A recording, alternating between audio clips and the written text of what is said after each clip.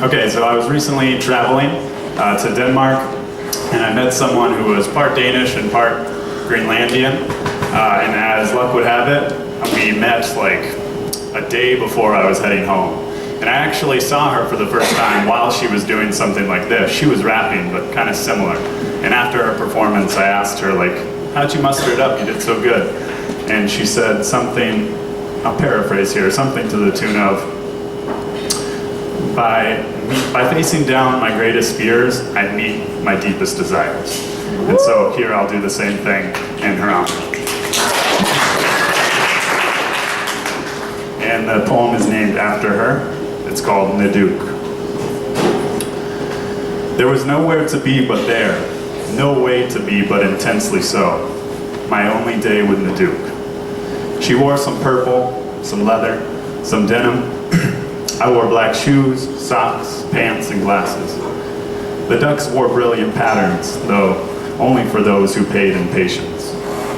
She entered at back of the Frederiksberg Kirke, precisely as I'd finished penning a passage which supposed she never would. We climbed the decks of the church and the hills of the garden. Dancing on mud, we summoned the strength of Mother. She asked me to speak to her as though I were speaking into myself. It was cold and sunny. We kept moving. Out along the horizon, someone was swinging high above the Tivoli ground, screaming, "This is here, this is now."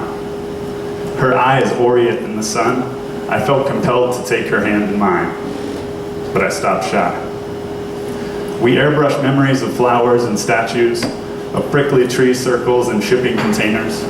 The less our sight required as subject, the wider and deeper our field became.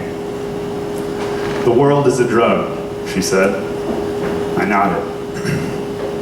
"Today is a fine strain," I thought. She spilled her tea leaves everywhere.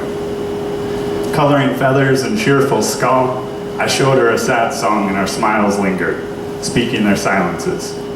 I felt I might fall in and dance my gaze away. A familiar hall of mirrors, reflecting. We shivered back to the Kirke. Now will soon be then, I thought, in melancholic hue. Her hopscotch spirit missed no square today. Like waves, less and less into the ever, she styled, referring to those we will lose or have lost. This day, a young traveler now called yesterday, will find as its destiny only a distant humming in time. But perhaps, many ages from our own, when the wind and season conspire just so, we will speak again without form, saying, "It's you, at last, it's you." Thank you.